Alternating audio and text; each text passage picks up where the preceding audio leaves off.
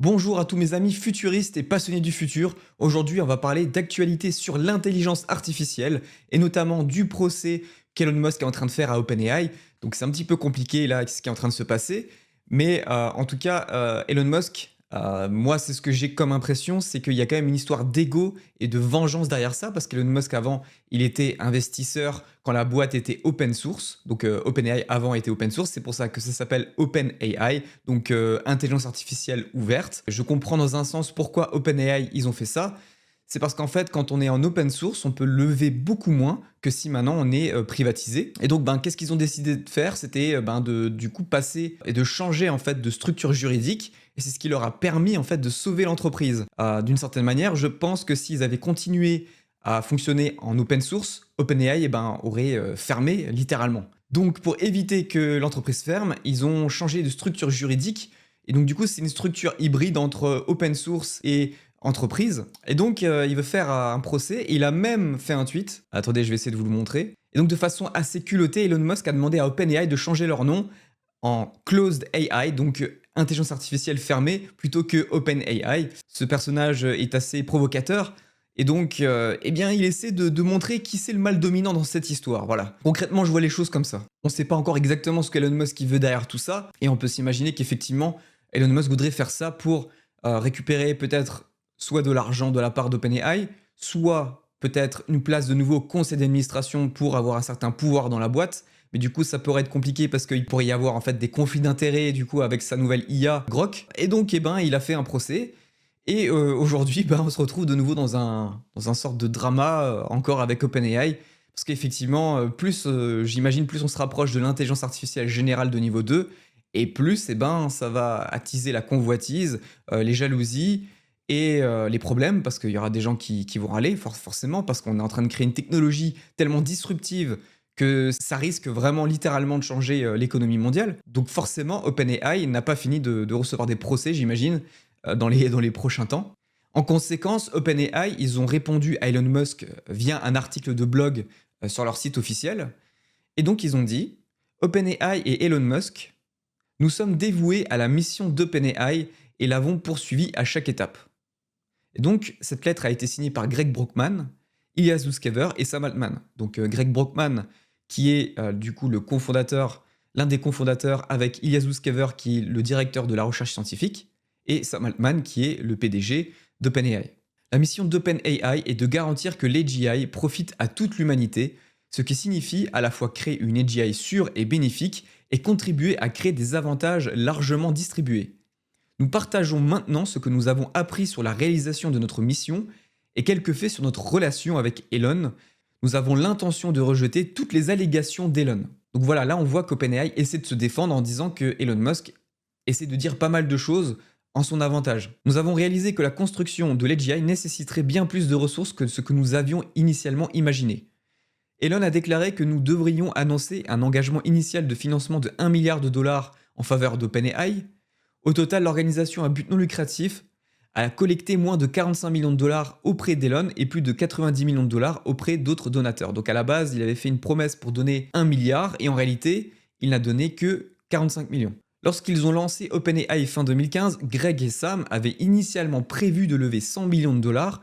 Elon a déclaré dans un email: nous devons choisir un chiffre bien supérieur à 100 millions de dollars pour éviter de paraître désespérés. Je pense que nous devrions dire que nous commençons avec un engagement de financement de 1 milliard de dollars. Je couvrirai tout ce que quelqu'un d'autre ne fournira pas. Nous avons passé beaucoup de temps à imaginer d'envisager une voie plausible vers l'AGI. Depuis 2017, nous avons réalisé que la création de l'AGI nécessiterait de grandes quantités de calculs. Nous avons commencé à calculer la quantité de calcul qu'une AGI pourrait vraisemblablement nécessiter. Nous avons tous compris que nous aurions besoin de beaucoup plus de capitaux pour réussir notre mission, des milliards de dollars par an, ce qui était bien plus que ce que chacun d'entre nous, en particulier Elon, pensait pouvoir réunir en tant qu'organisation à but non lucratif.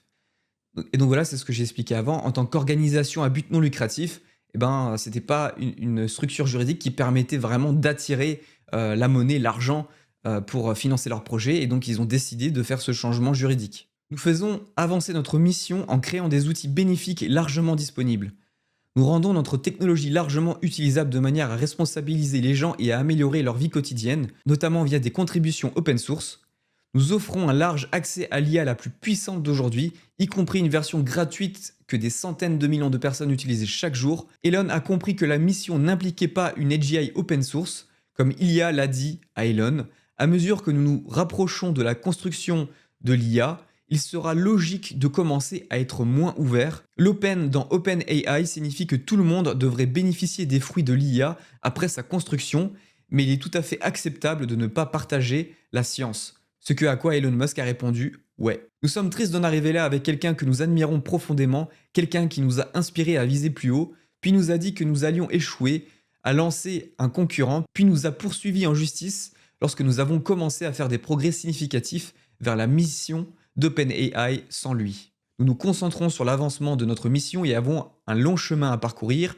Alors que nous continuons à améliorer nos outils, nous sommes ravis de développer ces systèmes afin qu'ils responsabilisent chaque individu. Et donc voilà, après ensuite il y a eu un échange d'emails qui a été partagé, donc qui date de 2015 au moment de la création d'OpenAI. Et surtout celui-là est très intéressant par rapport à l'histoire qui est en train de se passer en ce moment avec OpenAI et Elon Musk. Donc c'est un email qui a été envoyé par Elon Musk à OpenAI et il a dit « Mon évaluation de la probabilité qu'OpenAI soit pertinent pour DeepMind Google sans changement radical dans l'exécution et les ressources est de 0%, pas 1%. J'aurais aimé qu'il en soit autrement. Même récolter plusieurs centaines de millions ne suffira pas. Cela nécessite des milliards par an immédiatement ou oubliez ça. Malheureusement, l'avenir de l'humanité est entre les mains d'eux. Alors là, on ne sait pas. Ça a l'air d'être un nom assez court. Est-ce que ça pourrait être Larry Page donc de Google? Est-ce que ça pourrait être... À l'époque, ça pouvait pas être Meta parce que le changement de nom a été fait récemment. Donc là, c'était en 2018 ce mail. Donc là, on voit clairement que ce sont des informations confidentielles parce que ça a été barré. Enfin, en tout cas, ces informations ont été cachées, donc on ne sait pas. Mais en tout cas, c'est très intéressant de se dire que Elon Musk pense qu'il y a quelqu'un qui détient le futur de l'humanité. Est-ce que ça pourrait être la Chine? China en anglais. On ne sait pas, peut-être qu'un jour on le saura, mais c'est vrai qu'il y a des intérêts géopolitiques et géostratégiques extrêmement importants avec l'intelligence artificielle.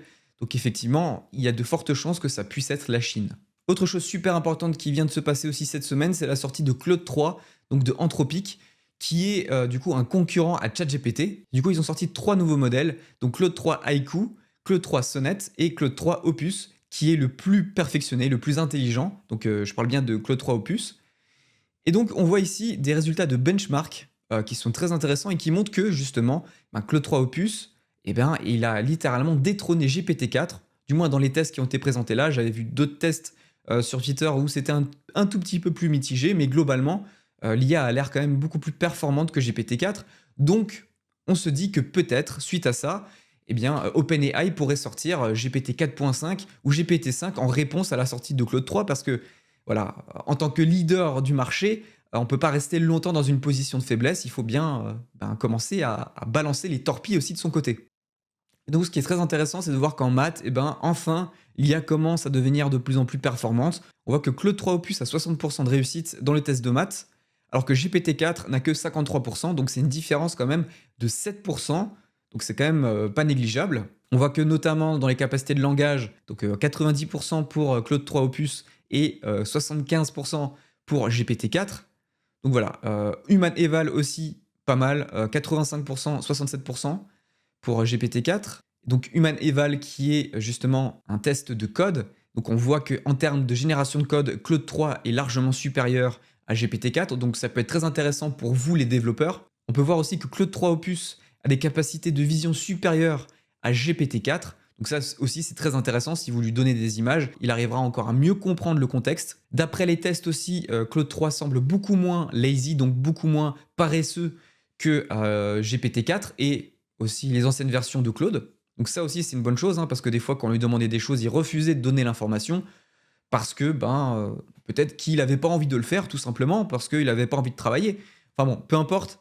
Mais en tout cas, c'est vrai que là, avec les nouveaux modèles, on aura de moins en moins de refus de requêtes. Donc ça va être très intéressant. Autre chose aussi super pratique avec Claude 3, c'est la possibilité de lui donner une fenêtre de contexte d'1 million de tokens. Donc ça, c'est plutôt pas mal si vous êtes développeur et que vous avez une quantité assez astronomique de lignes de code.